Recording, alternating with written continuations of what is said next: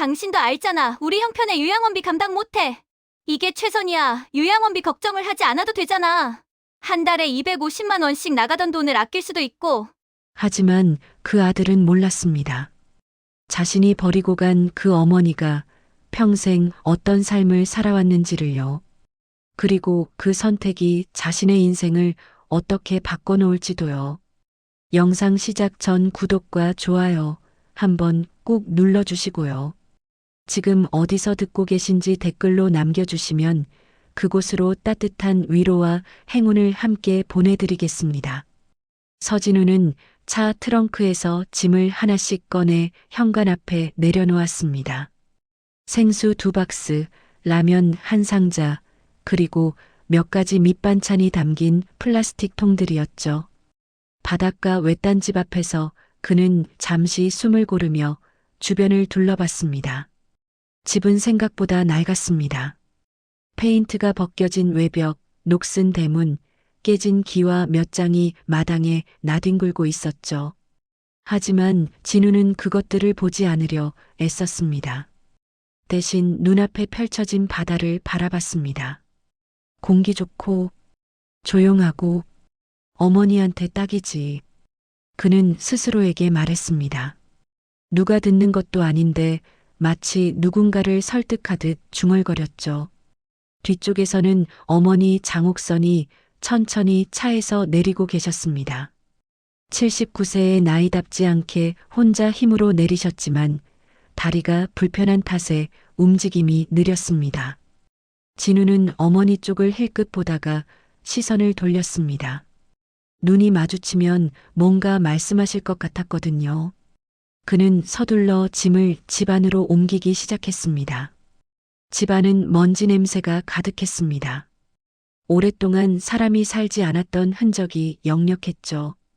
진우는 거실 한가운데에 생수와 라면 상자를 내려놓고 부엌 쪽으로 반찬통을 가져갔습니다. 냉장고 문을 열자 곰팡이 냄새가 났습니다. 이거 좀 닦아야겠네. 그는 행주를 찾아 대충 냉장고 안을 닦았습니다. 정성스럽지는 않았습니다. 그저 당장 반찬을 넣을 수 있을 정도로만요. 반찬통을 냉장고에 넣고 나서야 진우는 거실로 돌아왔습니다. 어머니는 낡은 소파에 앉아 계셨습니다. 손에는 작은 보따리 하나만 들고 계셨죠. 평생 모아온 것이 그것뿐인 것처럼 보였습니다. 옥선은 아무 말씀도 하지 않으셨습니다. 그저 창밖으로 보이는 바다를 바라보고 계셨죠. 진우는 그 모습을 보다가 목이 메는 것을 느꼈습니다. 하지만 감정을 드러낼 수는 없었습니다. 드러내면 이 선택을 후회하게 될 것 같았거든요. 어머니, 여기 공기 진짜 좋죠? 요양원보다 훨씬 나을 거예요. 옥선은 고개를 끄덕이셨습니다. 그런데 그 끄덕임이 동의인지 그저 아들의 말을 들었다는 표시인지 알 수 없었습니다. 진우는 계속 말을 이어갔습니다. 라면이랑 물도 넉넉하게 놔뒀고요. 반찬도 있으니까 한동안은 괜찮으실 거예요. 제가 일주일에 한 번씩은 올게요. 그때 필요한 거 다시 갖다 드릴게요. 그래라. 어머니의 목소리는 작았습니다. 그 짧은 대답 속에 어떤 감정도 섞이지 않았죠. 진우는 그게 더 견디기 어려웠습니다. 차라리 화를 내시거나 울거나 뭐라도 하시면 좋을 텐데. 어머니는 그저 담담했습니다. 진우는 시계를 봤습니다. 벌써 오후 4시가 넘었습니다. 서울까지 가려면 최소 3시간은 걸리죠. 해지기 전에 출발해야 했습니다. 그럼 어머니, 저는 이만 가볼게요. 다음 주에 또 올게요. 응. 옥선은 여전히 창밖만 바라보셨습니다. 진우는 몇 걸음 물러섰다가 다시 한번 어머니를 봤습니다. 뭔가 더 말해야 할 것 같았지만 입이 떨어지지 않았습니다. 결국 그는 아무 말 없이 현관으로 향했습니다. 신발을 신고 대문을 나서면서도 뒤를 돌아보지 않았습니다. 돌아보면 발걸음이 떨어지지 않을 것 같았거든요. 차에 시동을 걸고 진우는 백미러로 집을 봤습니다. 창가에 어머니의 작은 실루엣이 보였습니다. 여전히 바다를 바라보고 계셨죠. 진우는 악셀을 밟았습니다. 차가 움직이기 시작했고 어머니의 모습은 점점 작아졌습니다. 집에서 멀어질수록 진우의 마음은 무거워졌습니다. 하지만 동시에 한편으로는 안도감도 들었습니다. 요양원비 걱정을 하지 않아도 되니까요. 한 달에 250만 원씩 나가던 돈을 아낄 수 있으니까요. 어머니도 이해하실 거야. 우리 형편이 어떤지 아시잖아. 진우는 스스로를 다독였습니다. 그리고 라디오를 틀었습니다. 경쾌한 음악이 흘러나왔지만 그의 표정은 밝아지지 않았습니다. 같은 시각 바닷가 집에 남겨진 옥선은 소파에서 일어났습니다. 다리가 불편했지만 천천히 부엌으로 걸어갔습니다. 냉장고를 열고 반찬통들을 하나씩 꺼내봤습니다. 김치, 멸치볶음, 시금치나물. 모두 마트에서 산 것들이었습니다. 며느리가 직접 만든 것은 하나도 없었죠. 옥선은 작은 한숨을 내쉬었습니다. 냉장고 문을 닫고 거실로 돌아와 다시 창가에 앉았습니다. 파도 소리가 규칙적으로 들려왔습니다. 쿵, 쿵, 쿵. 마치 심장 소리 같았죠. 옥선은 품속에서 작은 수첩을 꺼냈습니다. 낡고 너덜너덜한 수첩이었지만 그 안에는 빼곡하게 글씨가 적혀 있었습니다. 날짜, 금액, 그리고 간단한 메모들. 50년이 넘는 세월 동안 기록해온 것들이었습니다. 옥선은 수첩을 펼쳐 마지막 장을 봤습니다. 거기에는 최근의 날짜와 함께 이런 문장이 적혀 있었습니다. 진우가 선택할 차례. 그녀는 수첩을 덮고 다시 바다를 바라봤습니다. 해가 서쪽으로 기울고 있었습니다. 하늘이 붉게 물들기 시작했죠. 옥선의 얼굴에는 슬픔도 분노도 없었습니다. 그저 무언가를 기다리는 사람의 표정이었습니다. 한편 서울로 돌아가는 길에 진우는 아내 배은서에게 전화를 걸었습니다. 신호음이 몇 번 울린 후 은서가 받았습니다. 어머니 모셔다 드렸어? 응, 방금 출발했어. 집은 어때? 뭐? 그냥 그래. 오래된 집이긴 한데 바다 앞이라 경치는 괜찮더라. 다행이네. 어머니는 뭐라고 하시던데? 별 말씀 없으셔. 전화기 너머로 잠시 침묵이 흘렀습니다. 은서가 먼저 말을 이었습니다. 당신도 알잖아. 우리 형편의 요양원비 감당 못해. 이게 최선이야. 알아. 진우는 짧게 대답했습니다. 더 이상 이 얘기를 하고 싶지 않았습니다. 은서도 그걸 눈치챘는지 화제를 돌렸습니다. 저녁은 집에서 먹을 거지? 응, 그럴게. 전화를 끊고 진우는 핸들을 꽉 쥐었습니다. 고속도로 위를 달리는 차들이 눈앞을 스쳐 지나갔습니다. 진우의 머릿속에는 어머니의 뒷모습이 계속 떠올랐습니다. 일주일에 한 번은 꼭 가야지. 꼭. 그는 다짐했습니다. 하지만 그 다짐이 얼마나 오래 갈지 본인도 확신할 수 없었습니다. 집에 도착했을 때는 저녁 8시가 넘어 있었습니다. 아파트 주차장에 차를 세우고 진우는 잠시 차 안에서 멍하니 앉아 있었습니다. 집에 들어가기가 싫었습니다. 아내를 마주하기가, 아이들을 마주하기가 부담스러웠죠. 하지만 영원히 차 안에 있을 수는 없었습니다. 진우는 한숨을 내쉬고 차에서 내렸습니다. 엘리베이터를 타고 15층으로 올라가는 동안 그는 표정을 정리했습니다. 현관문을 열자 거실에서 텔레비전 소리가 들렸습니다. 은서가 소파에 앉아 드라마를 보고 있었습니다. 아이들은 방에 있는 모양이었죠. 왔어? 응. 진우는 신발을 벗고 안으로 들어갔습니다.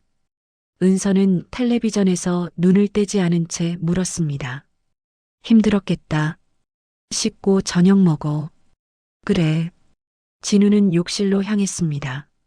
샤워를 하면서 뜨거운 물이 몸을 적셨지만 마음속 무게는 씻겨 내려가지 않았습니다. 일주일이 지났습니다. 진우는 바닷가에 가지 못했습니다. 회사 일이 밀렸다는 핑계를 댔지만 사실은 갈 용기가 나지 않았던 겁니다. 어머니를 마주할 자신이 없었죠. 2주일째 되던 날 진우의 휴대폰에 낯선 번호로 전화가 걸려왔습니다. 처음에는 받지 않으려 했지만 계속 울리는 전화를 결국 받았습니다. 여보세요? 서진우 씨 맞으십니까? 낮고 침착한 남자 목소리였습니다. 진우는 긴장했습니다. 네, 맞는데요. 누구시죠? 저는 한도혁이라고 합니다. 장옥선 여사님과 오래 알고 지낸 사람입니다. 진우의 심장이 빠르게 뛰기 시작했습니다. 어머니께 무슨 일이 생긴 걸까요? 어머니, 무슨 일 있으세요? 아니요, 특별한 일은 없습니다. 다만 제가 잠깐 여쭤볼 게 있어서 연락드렸습니다.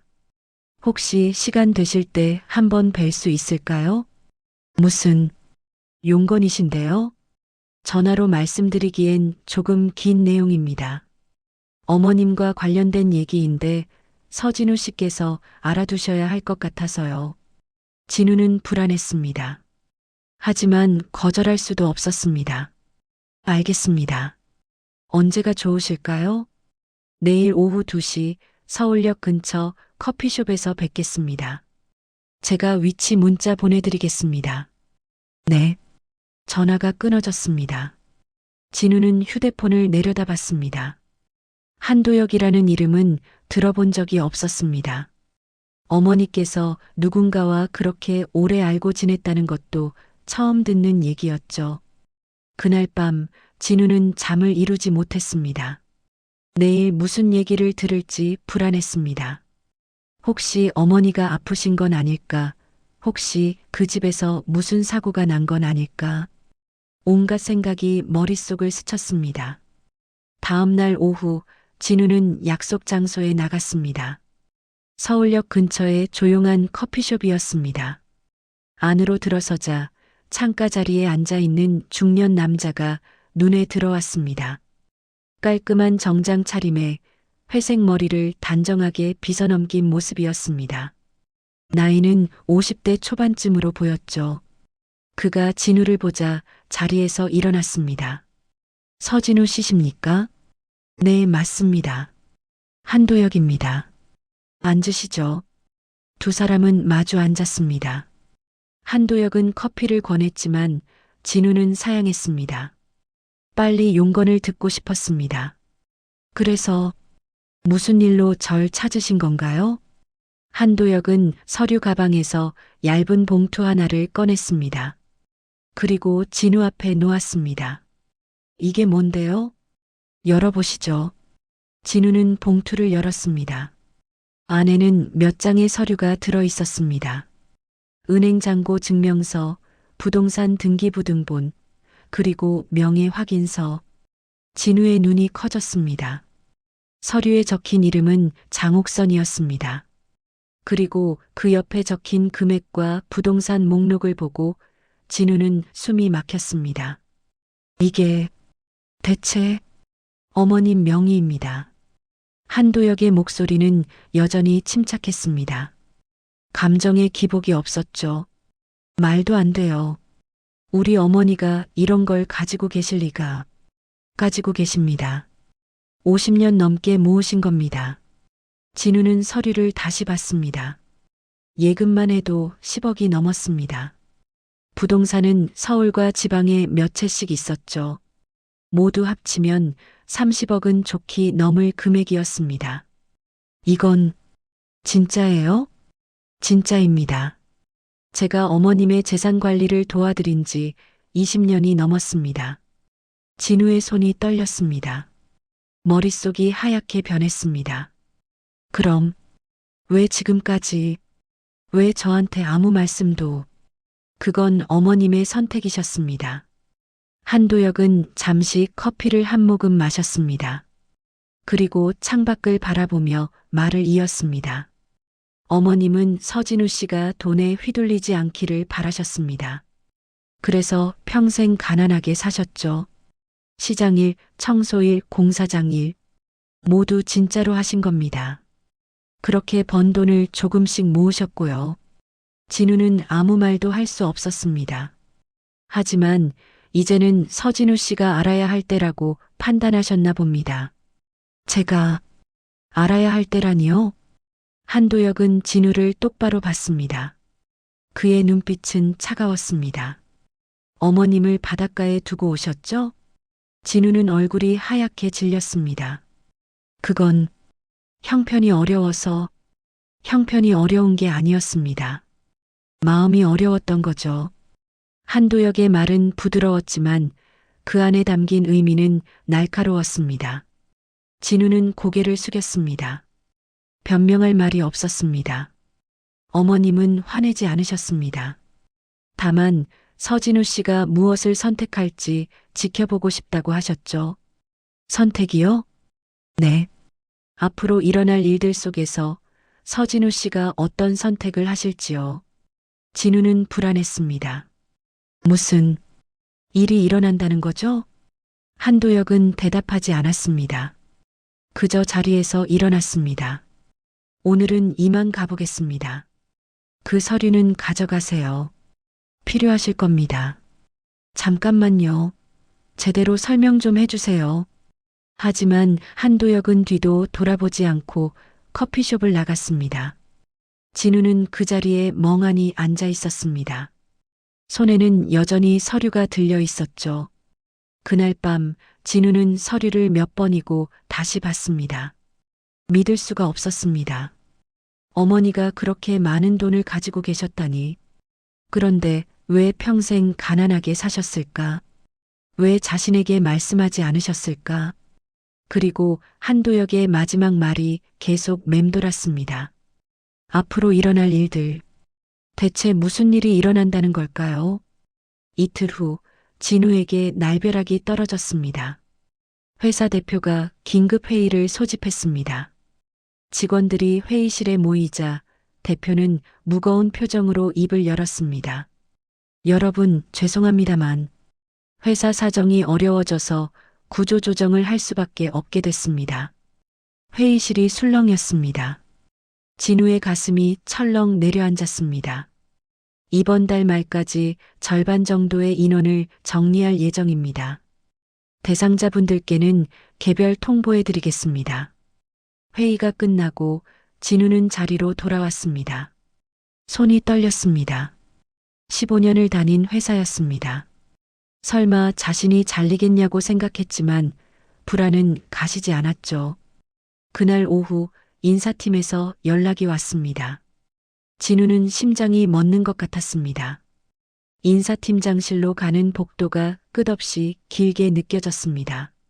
서진우 씨, 앉으세요. 네. 인사팀장은 서류를 한 장 내밀었습니다. 권고사직서였습니다. 회사 사정이 이렇게 됐습니다. 15년간 수고 많으셨어요. 퇴직금은 규정대로 지급하겠습니다. 진우는 아무 말도 할 수 없었습니다. 그저 서류를 받아들고 고개를 끄덕일 뿐이었습니다. 이번 주 금요일까지만 출근하시면 됩니다. 네. 진우는 비틀거리며 밖으로 나왔습니다. 책상으로 돌아와 앉았지만 아무것도 보이지 않았습니다. 동료들이 힐끔힐끔 쳐다봤지만 누구도 말을 걸지 않았습니다. 퇴근 시간이 되어 집에 돌아갔습니다. 현관문을 열기가 무서웠습니다. 아내에게 뭐라고 말해야 할까요? 은서는 저녁 준비를 하고 있었습니다. 진우의 얼굴을 보더니 눈치챘습니다. 무슨 일 있어? 회사에서 잘렸어. 은서의 손에서 국자가 떨어졌습니다. 뭐라고? 구조조정이래. 나도 대상자야. 은서는 얼굴이 하얗게 질렸습니다. 그리고 주저앉듯 식탁 의자에 앉았습니다. 그럼 우리 어떻게? 퇴직금은 나와. 당분간은 그걸로. 당분간은? 그 다음은? 대출금은 어떡하고 아이들 학원비는? 은서의 목소리가 점점 커졌습니다. 진우는 아무 대답도 할 수 없었습니다. 진작에 어머니 요양원에서 빼낸 게 다행이네. 그 돈까지 나갔으면 우리 어떻게 살아? 진우는 그 말에 가슴이 찔렸습니다. 하지만 반박할 수 없었습니다. 실제로 그랬으니까요. 다음 날부터 진우는 이력서를 넣기 시작했습니다. 하지만 45세의 나이에 특별한 기술도 없이 일자리를 구하는 건 쉽지 않았습니다. 면접을 봐도 번번이 떨어졌죠. 한 달이 지났습니다. 퇴직금으로 당장 급한 대출 이자는 막았지만 통장 잔고는 빠르게 줄어들었습니다. 은서의 얼굴은 날이 갈수록 굳어갔습니다. 다음 달 아파트 관리비 어떡할 거야? 알아볼게. 알아본다고 돈이 생겨? 당신 친구들한테라도 꿀어봐. 그게 어디 쉬운 일이야. 부부 사이에 말다툼이 잦아졌습니다. 아이들도 눈치를 봤습니다. 집안 분위기가 무거워졌죠. 어느 날 진우는 한도혁이 준 서류를 다시 꺼내봤습니다. 어머니의 재산 목록. 그 돈만 있으면 모든 문제가 해결될 텐데. 하지만 그건 어머니 돈이었습니다. 함부로 손댈 수 없었죠. 그런데 어머니가 돌아가시면 결국 내 거 아닌가? 그런 생각이 스멀스멀 올라왔습니다. 진우는 고개를 저었습니다. 무슨 생각을 하는 거냐고 스스로를 나무랐습니다. 하지만 현실은 냉혹했습니다. 이틀 후 은행에서 연락이 왔습니다. 대출 연체가 계속되면 아파트를 경매로 넘긴다는 최종 통보였습니다. 진우는 절망했습니다.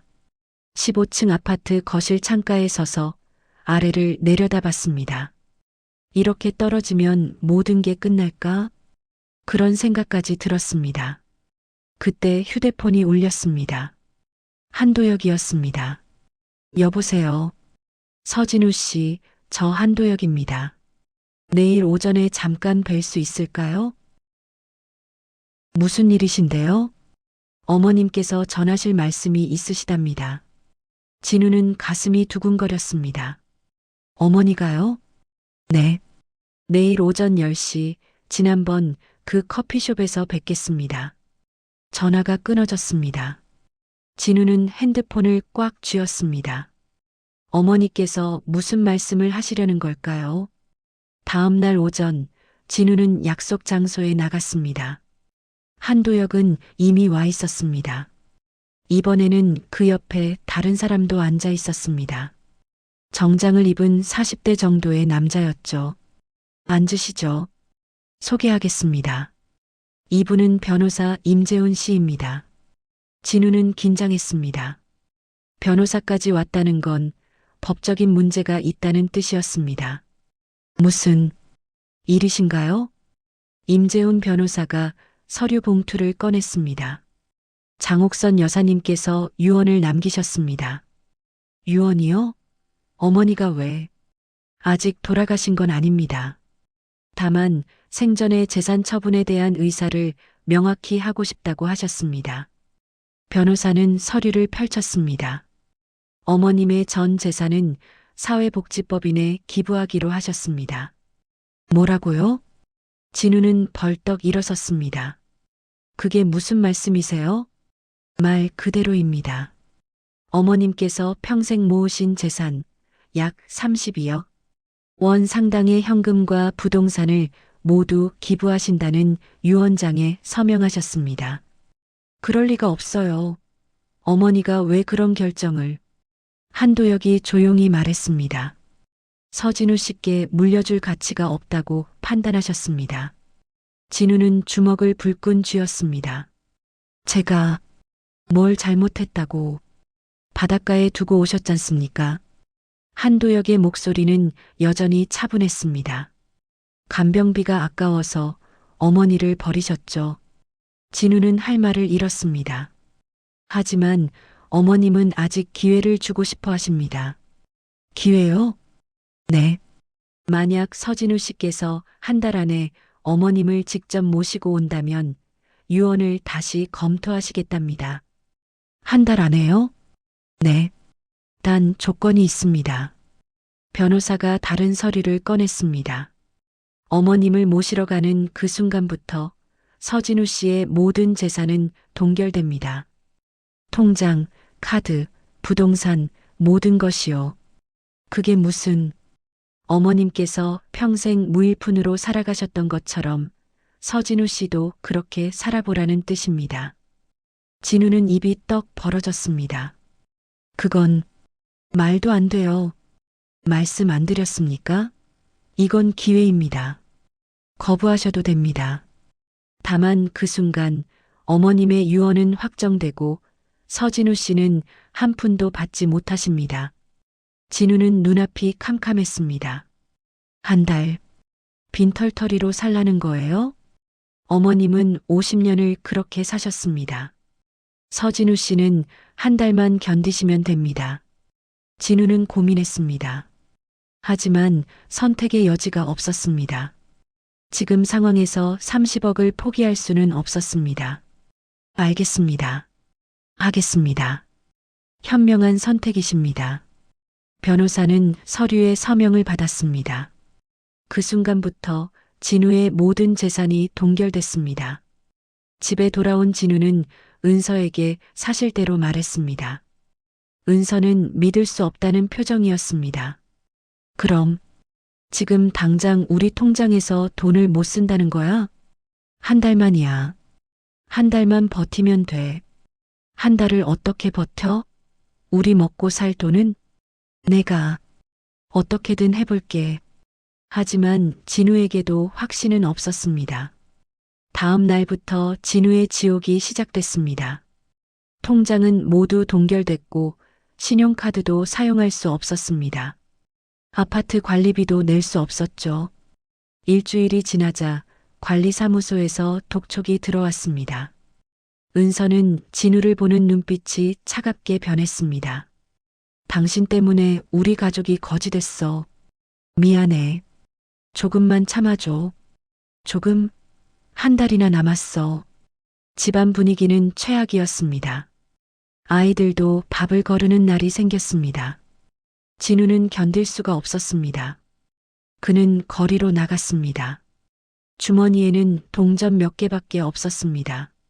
한때 회사 과장이었던 그가 이제는 노숙자 신세가 된 겁니다.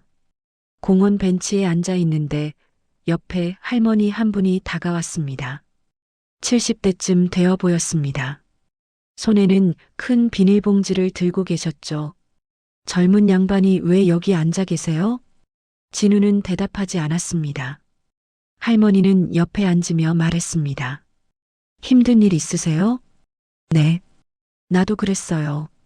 먹고 살기 힘들 땐 다들 그렇죠. 할머니는 비닐봉지에서 빵 하나를 꺼내 진우에게 내밀었습니다. 이거라도 드세요. 괜찮습니다. 사양하지 마세요. 나도 누군가한테 받은 거예요. 진우는 빵을 받았습니다. 눈물이 날 것 같았습니다. 고맙습니다. 할머니는 자리에서 일어나며 말했습니다. 인생은 길어요. 지금이 끝이 아니에요. 그리고 천천히 걸어갔습니다. 진우는 할머니의 뒷모습을 바라봤습니다. 왠지 어머니 같았습니다. 그날 밤 진우는 공원 벤치에서 잠을 청했습니다. 추웠습니다. 신문지를 몸에 덮었지만 추위는 가시지 않았습니다. 눈을 감으면 어머니 얼굴이 떠올랐습니다. 바닷가 집 창가에 앉아 계시던 모습. 그때 어머니는 무슨 생각을 하고 계셨을까요? 이틀째 되는 날 진우는 배가 너무 고파서 견딜 수가 없었습니다. 어제 할머니께 받은 빵은 이미 먹어치운 지 오래였습니다. 거리를 걸으며 주변을 둘러봤습니다. 길 한쪽에 폐지를 줍는 노인들이 보였습니다. 리어카에 골판지를 가득 싣고 가는 모습이었죠. 진우는 그들을 보다가 문득 생각했습니다. 저렇게라도 해야 하나. 하지만 자존심이 허락하지 않았습니다. 아직은요. 진우는 발걸음을 돌렸습니다. 그런데 모퉁이를 돌아서는데 낯익은 얼굴이 보였습니다. 전에 공원에서 빵을 줬던 할머니였습니다. 할머니도 리어카를 끌고 있었습니다. 어머, 또 만났네요. 할머니가 반갑게 웃으며 말했습니다. 안녕하세요. 아직도 여기 계시네요. 집은 안 들어가시고? 집이 없습니다. 진우는 솔직하게 말했습니다. 거짓말할 기운도 없었습니다. 할머니는 안타까운 표정을 지었습니다. 그럼 밥은 드셨어요? 아니요. 그럼 안 되죠. 같이 가요. 내가 국밥 한 그릇 사줄게요. 괜찮습니다. 그럴 수? 사양하지 마세요.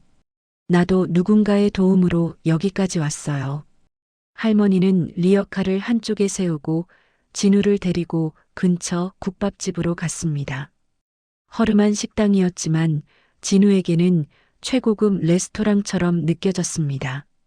두 사람은 국밥을 시켜 마주 앉았습니다. 뜨거운 국물이 나오자 진우는 참았던 눈물이 날 뻔했습니다. 천천히 드세요. 할머니의 말에 진우는 숟가락을 들었습니다. 국밥은 따뜻했습니다. 그리고 맛있었습니다. 아니, 어쩌면 지금까지 먹어본 어떤 음식보다 맛있게 느껴졌습니다. 할머니, 감사합니다. 됐어요. 사람 사는 게 다 그런 거지. 할머니는 자신의 국밥도 천천히 먹으며 말했습니다. 젊은 양반이 무슨 사연이 있길래 거리에 나앉았는지는 모르겠지만 포기하지 마세요. 살다 보면 길이 보여요. 네. 나도 그랬거든요. 예전엔 남한테 손 벌리는 게 죽기보다 싫었어요. 그런데 정말 배고프면 자존심도 다 내려놓게 되더라고요. 할머니의 말에 진우는 고개를 들었습니다. 할머니도 힘든 시절이 있으셨어요? 있었죠. 아니, 지금도 힘들어요. 하루하루가 전쟁이에요. 폐지 주워서 번 돈으로 겨우 끼니 때우는 형편이니까요. 그런데도 저한테 이렇게, 그래서요. 힘들수록 나눠야 해요. 안 그러면 사람이 짐승되거든요. 진우는 숟가락을 내려놓았습니다. 할머니의 말이 가슴에 와닿았습니다. 밥을 다 먹고 할머니는 다시 리어카를 끌러갔습니다. 진우는 할머니를 따라갔습니다. 할머니, 저도 도와드릴게요. 뭐요? 폐지 줍는 거요. 저도 배워야 할 것 같아서요. 할머니는 진우를 보며 빙그레 웃었습니다. 그래요. 같이 해요. 그날부터 진우는 할머니를 따라다니며 폐지를 주었습니다. 처음에는 힘들었습니다. 허리가 아팠고 손에 물집이 잡혔습니다. 사람들의 눈총도 견디기 어려웠죠. 하지만 할머니는 묵묵히 일했습니다. 불평 한마디 없이 그저 골판지를 모으고 리어카에 실었습니다. 진우는 그 모습을 보며 뭔가를 배웠습니다. 일주일이 지났습니다. 진우는 이제 어느 정도 폐지 줍는 일에 익숙해졌습니다. 할머니와 함께 골판지를 모아 고물상에 팔면 하루에 10,000원 정도 벌 수 있었습니다. 그 돈으로 저녁에 김밥 한 줄을 사 먹었습니다. 전에는 10,000원이면 커피 한 잔도 안 됐는데 지금은 그 돈이 생명줄이었습니다. 어느 날 저녁 할머니와 함께 공원 벤치에 앉아 있었습니다. 해가 지고 가로등이 켜졌습니다. 할머니, 왜 저한테 이렇게 잘해주세요? 진우가 물었습니다. 할머니는 잠시 생각하다가 대답했습니다. 나도 옛날에 누군가한테 도움을 받았어요. 그때 그 사람이 나한테 그랬어요. 나중에 여유 생기면 다른 사람 도와주라고요. 그래서요? 응. 그래서 지금 당신을 돕는 거예요. 당신도 나중에 여유 생기면 다른 사람 도와주세요. 진우는 고개를 끄덕였습니다. 가슴이 뭉클했습니다. 그날 밤 진우는 벤치에 누워 하늘을 봤습니다. 별이 보였습니다. 서울 한복판에서 별을 본 게 얼마 만인지 모르겠습니다. 문득 어머니 생각이 났습니다. 어머니도 평생 이렇게 사셨을까요? 힘들게 일하고 적은 돈으로 하루하루 버티면서요. 어머니, 죄송합니다. 진우는 속으로 말했습니다. 목이 메었습니다. 다음 날 진우는 할머니와 함께 평소처럼 폐지를 주우러 나갔습니다. 그런데 길을 가다가 익숙한 얼굴을 봤습니다. 한도혁이었습니다. 그는 차에서 내려 진우에게 다가왔습니다. 서진우 씨, 한 선생님, 어떻게 지내십니까? 진우는 자신의 모습을 봤습니다. 때 묻은 옷, 더러운 손, 리어카, 초라했습니다. 보시다시피요. 많이 힘드시죠? 네. 한도혁은 잠시 진우를 바라보다가 말했습니다. 어머님께서 전화라고 하셨습니다. 이제 조금 알겠느냐고요. 진우는 고개를 들었습니다. 네. 알 것 같습니다. 그럼 됐습니다. 계속 견디세요. 아직 보름 남았습니다. 한도혁은 다시 차에 올라탔습니다. 그리고 떠났습니다. 진우는 그 자리에 멍하니 서 있었습니다. 어머니께서 자신을 지켜보고 계신다는 걸 알았습니다. 시퀀스 6670자. 보름이 지났습니다. 진우는 이제 거리의 삶에 완전히 적응했습니다. 폐지를 줍고 하루 벌어 하루 먹는 생활. 처음엔 참을 수 없었던 것들이 이제는 당연해졌습니다. 어느 날 할머니가 진우에게 물었습니다. 젊은이 가족은 없어요? 진우는 잠시 망설이다가 대답했습니다. 있습니다. 아내하고 아이 둘. 그럼 왜 여기 있어요? 가족한테 가야죠. 지금은 갈 수가 없어요. 왜요? 진우는 자세한 사정을 말할 수 없었습니다. 대신 이렇게 말했습니다. 제가 잘못을 했어요. 그 벌을 받고 있는 중이에요. 할머니는 고개를 끄덕였습니다. 사람은 누구나 실수해요. 중요한 건 그걸 인정하고 고치는 거죠. 저도 그러고 싶습니다. 그럼 됐어요. 마음만 있으면 길은 열려요. 그날 오후 진우는 폐지를 주우러 상가 골목에 갔습니다. 그런데 한 가게 앞에서 낯익은 차를 봤습니다. 자신의 아파트 주차장에서 자주 보던 차였습니다. 진우는 가슴이 철렁했습니다. 혹시 아내일까요? 차 주변을 조심스럽게 돌아보는데 가게 안에서 은서가 나왔습니다. 그리고 그 옆에는 모르는 남자가 있었습니다. 진우는 숨었습니다. 골목 모퉁이에 몸을 숨기고 두 사람을 지켜봤습니다. 은서는 웃고 있었습니다. 그 남자와 이야기를 나누며 즐거워 보였죠. 진우는 가슴이 무너지는 것 같았습니다. 두 사람은 차에 올라탔습니다. 그리고 떠났습니다.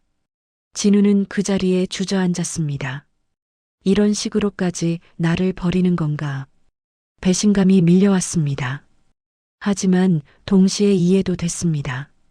자신이 이렇게 무능해졌는데 아내가 다른 길을 찾는 게 당연한 거 아닐까요?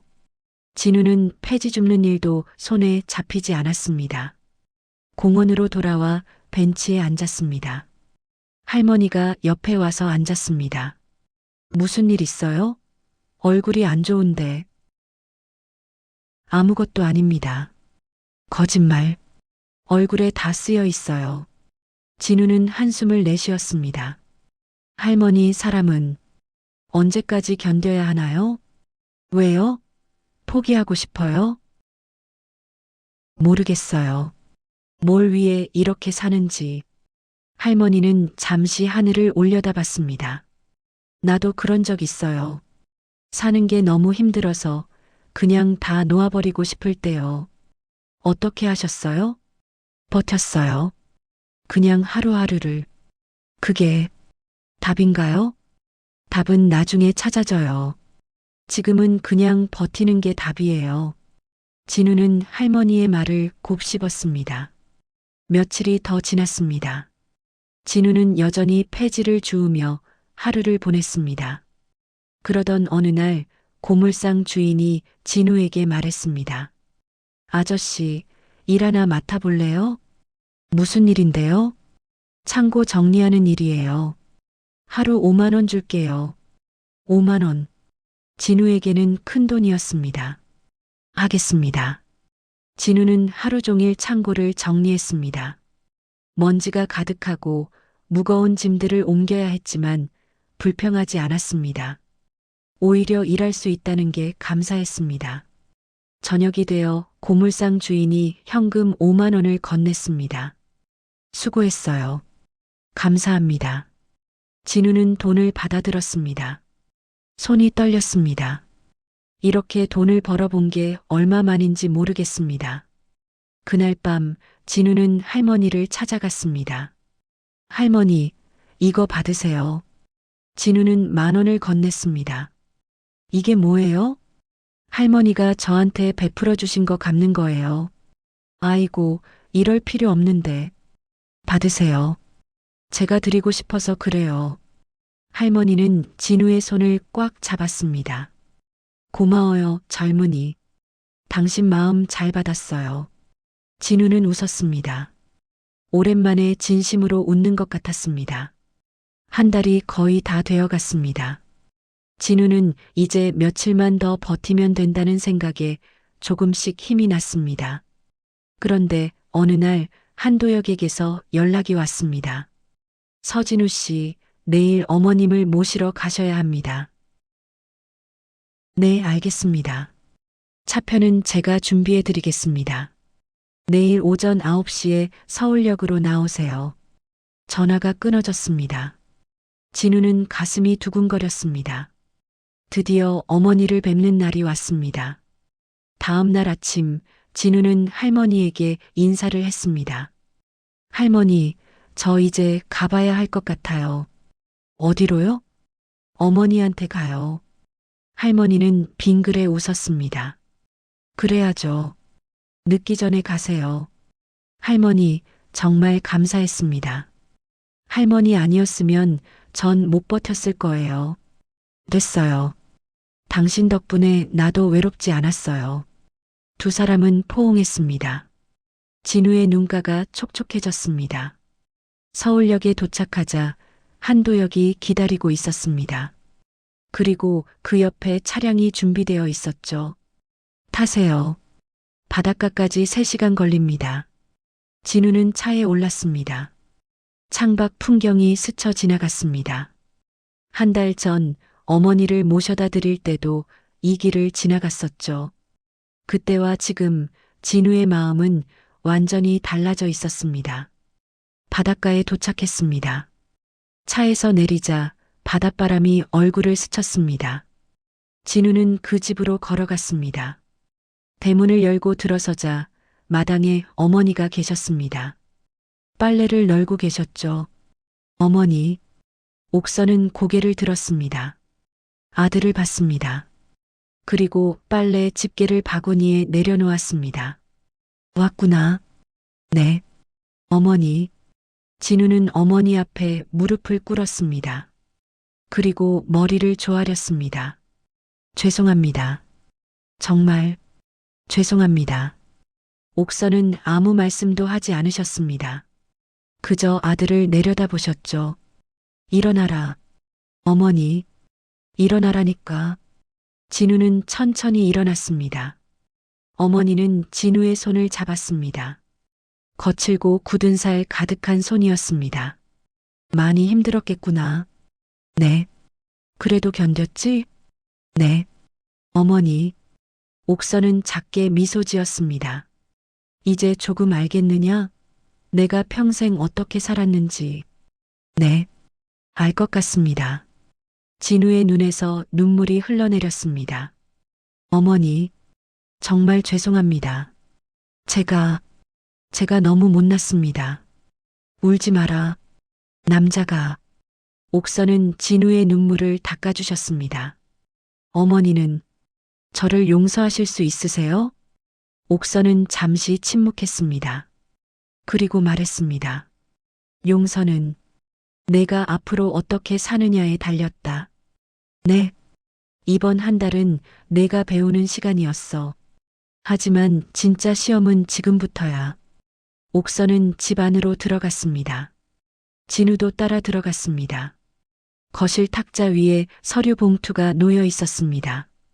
옥선은 그것을 집어 진우에게 건넸습니다. 이게 뭐예요? 열어봐라.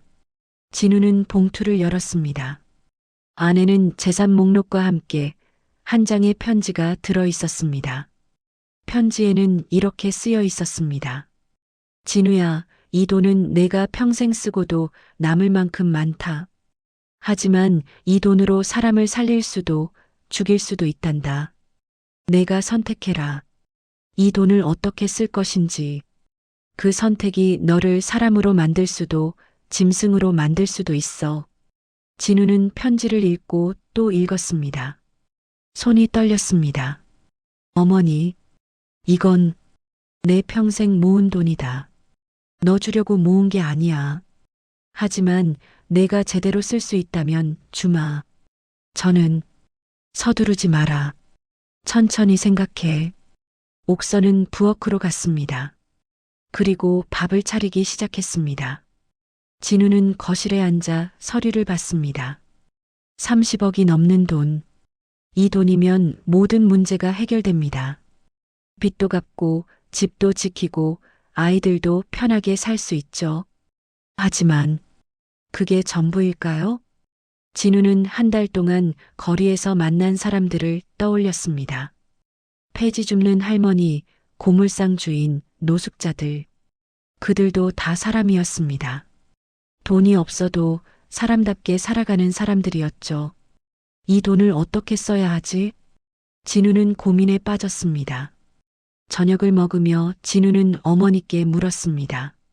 어머니 왜 이런 방법을 쓰신 거예요? 옥선은 국을 떠먹으며 대답했습니다. 너한테 돈이 있다는 걸 알려줬으면 넌 돈만 바라봤을 거야. 그랬을지도 모르죠. 그래서 숨겼어. 내가 돈 없이도 사람답게 살 수 있는지 보고 싶었거든. 제가 사람답게 살았나요? 옥선은 진우를 봤습니다. 그건 내가 판단해라. 한 달 동안 뭘 느꼈는지, 뭘 배웠는지. 진우는 고개를 숙였습니다. 저는 처음으로 사람들을 봤어요. 진짜로요. 어떤 사람들? 거리에서 만난 할머니, 고물상 아저씨, 노숙하는 분들. 그분들이 다 사람이더라고요. 돈이 없어도 집이 없어도 사람이었어요. 옥선은 고개를 끄덕였습니다. 그래, 그게 중요해. 식사를 마치고 두 사람은 거실로 갔습니다. 창밖으로 달빛이 비쳤습니다. 어머니, 제가 어머니를 여기 모셔다 드린 건 정말 잘못된 일이었어요. 알고 있어. 용서해 주세요. 옥선은 잠시 침묵했습니다. 그리고 말했습니다. 용서는 내가 하는 게 아니야. 내가 스스로에게 하는 거야. 네. 넌 너 자신을 용서할 수 있느냐? 그게 진짜 문제야. 진우는 할 말을 잃었습니다. 어머니, 저는 앞으로 어떻게 살아야 하나요? 그건 내가 정해야지. 하지만 한 가지만 기억해라. 뭐죠? 돈은 도구야. 사람을 살리는 도구가 될 수도 있고 죽이는 도구가 될 수도 있어. 내가 어떻게 쓰느냐에 달렸어. 진우는 고개를 끄덕였습니다. 다음 날 아침 진우는 서울로 돌아가기 전에 어머니께 물었습니다. 어머니, 저랑 같이 서울로 가시죠. 제가 모실게요. 옥선은 고개를 저었습니다. 아니다. 나는 여기가 좋아. 하지만 너는 내 길을 가거라. 나는 여기서 내 길을 갈게. 네. 진우는 어머니를 꼭 안았습니다. 오랜만에 느껴보는 어머니의 온기였습니다. 어머니, 자주 올게요. 그래라. 빈손으로 와도 돼. 진우는 웃었습니다. 서울로 돌아오는 길, 진우는 한도혁에게 물었습니다. 한 선생님, 어머니께서 정말로 제게 재산을 주실 건가요? 한도혁은 핸들을 잡은 채 대답했습니다. 그건 서진우 씨의 선택에 달렸습니다. 선택이요? 어머님께서 원하시는 건 서진우 씨가 돈을 받는 게 아니라 돈을 제대로 쓰는 겁니다. 어떻게 쓰는 게 제대로 쓰는 건가요? 그건 서진우 씨가 찾아야 합니다. 서울에 도착한 진우는 집으로 갔습니다. 한 달 만에 돌아온 집이었습니다. 현관문을 열었을 때 은서가 거실에 있었습니다. 진우를 보자 깜짝 놀랐습니다. 당신, 어떻게 다녀왔어? 한 달 동안 어디 있었던 거야? 진우는 소파에 앉았습니다. 여보, 우리 얘기 좀 하자. 은서는 불안한 표정으로 맞은편에 앉았습니다. 뭘? 나 이번 한 달 동안 많은 걸 배웠어. 무슨 소리야? 진우는 자세히 설명했습니다. 어머니의 재산, 한 달간의 시험, 거리에서의 경험.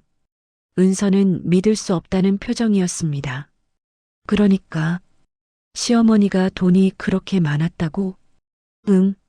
그럼 우리 이제 괜찮은 거야? 진우는 잠시 침묵했습니다.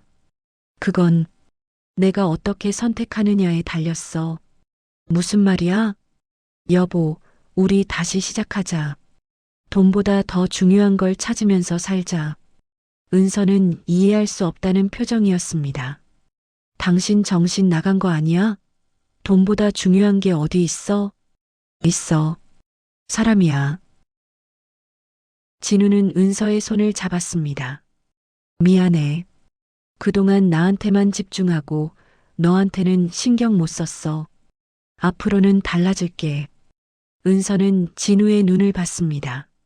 뭔가 달라진 게 느껴졌습니다. 그날 밤 진우는 오랜만에 편안하게 잠들었습니다. 다음 날 진우는 한도혁을 만났습니다. 한 선생님, 제가 결정했습니다. 말씀하세요. 어머니의 재산 제가 받겠습니다. 하지만 제 방식으로 쓰겠습니다. 어떻게요? 절반은 거리에서 만난 분들을 위해 쓸 겁니다. 노숙자 쉼터, 폐지 줍는 어르신들 지원, 그런 데 쓸게요. 한도혁은 미소 지었습니다. 그리고 나머지는 가족을 위해 쓰고 제대로 된 일을 시작하는 데 쓸 겁니다. 사람을 위한 일이요. 좋은 선택입니다. 어머니께서 허락하실까요? 어머님께서 바라시던 바로 그 선택입니다. 진우는 안도의 한숨을 내쉬었습니다. 한 달 후 진우는 작은 사회적 기업을 시작했습니다. 노숙자들에게 일자리를 제공하고 그들이 다시 사회로 복귀할 수 있도록 돕는 회사였죠. 첫 번째 직원으로 고용한 사람은 거리에서 만난 그 할머니, 문말순이었습니다. 할머니, 여기서 일하시면서 다른 분들도 도와주세요. 그래야지. 고맙네, 젊은이. 제가 더 감사하죠. 진우는 매주 바닷가를 찾아갔습니다. 어머니를 뵙기 위해서요. 어머니는 여전히 그 집에서 조용히 지내고 계셨습니다. 어머니, 잘 지내셨어요? 그래, 너는? 잘 지내고 있어요. 어머니 덕분에요. 옥선은 아들의 손을 잡았습니다. 잘하고 있구나. 다 어머니가 가르쳐 주신 덕분이에요. 두 사람은 창가에 나란히 앉아 바다를 바라봤습니다. 파도 소리가 평화롭게 들려왔습니다. 진우는 문득 깨달았습니다. 어머니가 자신에게 준 진짜 선물은 돈이 아니었습니다. 사람을 보는 눈, 삶의 의미, 그리고 진짜 부자가 되는 법이었죠. 어머니 사랑합니다. 나도 사랑한다, 아들아. 바닷바람이 두 사람을 감쌌습니다. 따뜻했습니다.